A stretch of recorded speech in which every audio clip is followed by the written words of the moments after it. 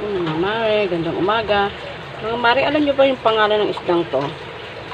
Dito sa amin parang tawag ata dito ay kabayo o dinurado, ganon. Yan. Ito pa yung kalahating buntot niya.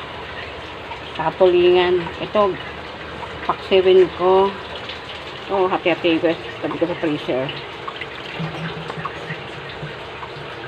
Ay, masarap luto rito mga mare. Pakisabi nga sa akin dito kung ano masarap na luto. Mga mare, ito ulam ng aking mga anak, chicken. Tapos, ito na yung ulam namin ng asawa ko. Itong, ano ba to? Tulinga, tsaka yung ulo ng ano, ulo lang ng isda na malaking inanong kanina. Ito yung kaninang ano, ilagay ko yun. Lagay ko lang sa rep. Ang dami kong isda, oh. Bangos pa. Bangos din. Bangos. Tilapia.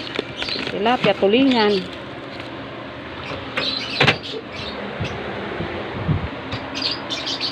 Okay, magkukook na po tayo mga mare.